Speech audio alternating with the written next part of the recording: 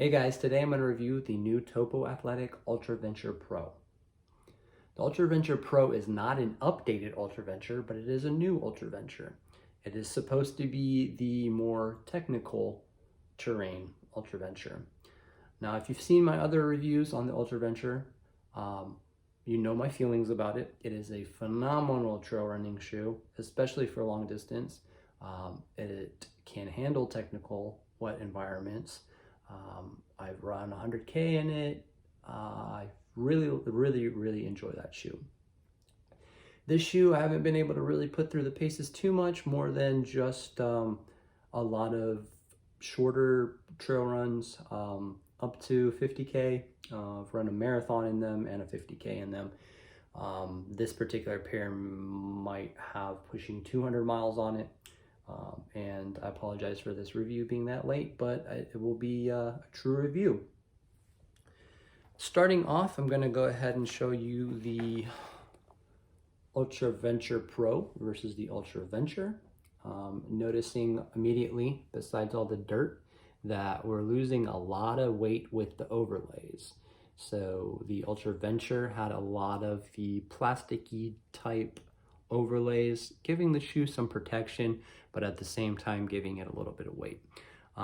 Now, the shoe, the Ultraventure Pro, is still 10.4 ounces, that weight coming from the rock plate. So that's the biggest difference between the two shoes. No rock plate in the Ultraventure, rock plate only in the forefoot in the Ultraventure Pro. Other than that, specs on the shoes are pretty close. So I'm just gonna go ahead and show you this real quick and then put it out of the way. All right. So that was my third pair of Ultraventures. So obviously I do really like them, but had to give the Ultraventure Pro a little tour. If you look at, I have either put it out just now or I'm about to put it out, but if you looked at my Ultrafly review, we have the same TPU counter here in the back. This one just a little more drab looking, as it's not shiny, but they did move the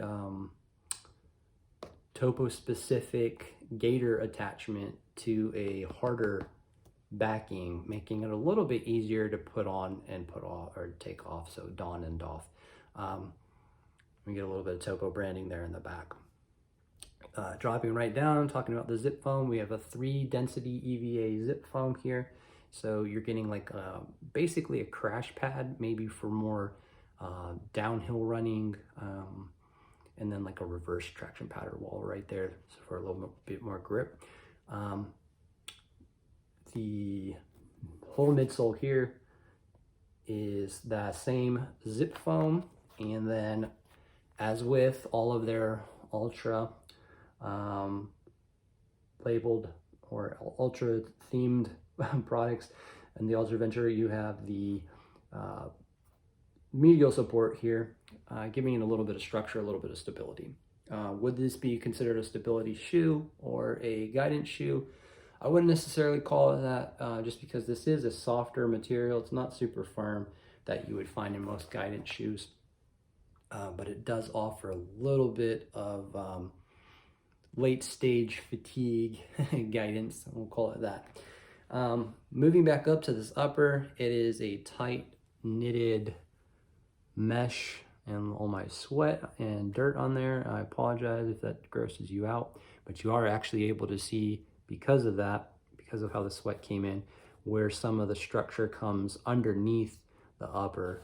So we have like, it's a lighter weight overlay up here for structure, if you can see that, than in the Ultraventures, but looks like we might have a little bit underneath as well, just adding a little bit of structure to the midfoot, trying to help that from becoming sloppy in technical or very wet trails.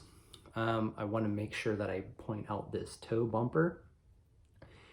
It feels like it might be like 2 or 3 layers, but it is definitely tough. I've kicked significant amount of roots and rocks with this thing and haven't felt any of them.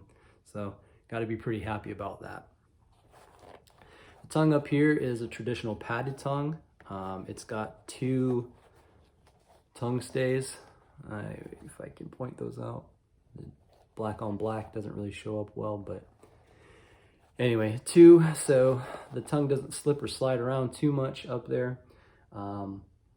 I have noticed with a lot of the Topos, the older ones before they went to Ortholite, that the insole would slide. The insole has not moved or budged an inch on these, other than when I've taken them out because the shoe got too wet. The biggest thing that a lot of people are going to love about this shoe, being a trail shoe, is obviously Vibram, however you want to pronounce it.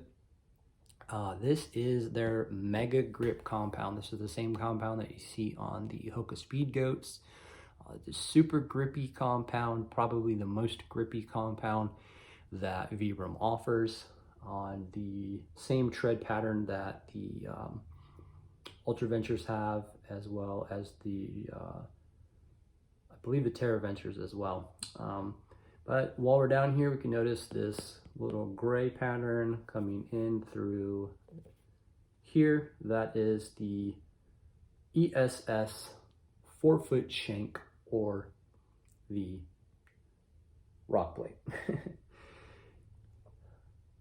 Great shoe, nice and comfortable. Again, feels light on the foot. The zip foam feels nice and snappy on pack trails.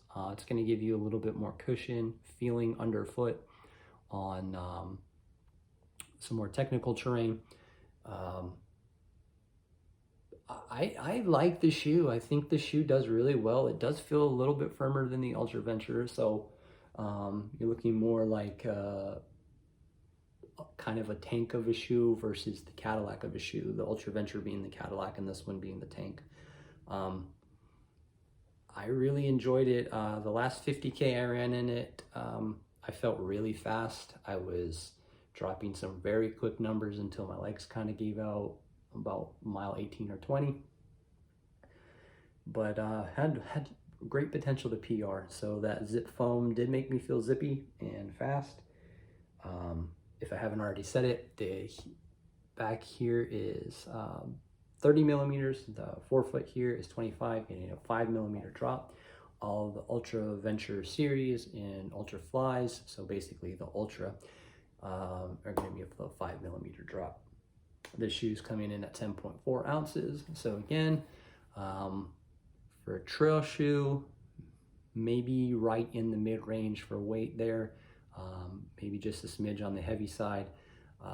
Most of the weight again coming from that rock plate, and then this plastic piece I guess tends to add a little bit of weight too, but with that adding some structure and keeping the heel locked in place.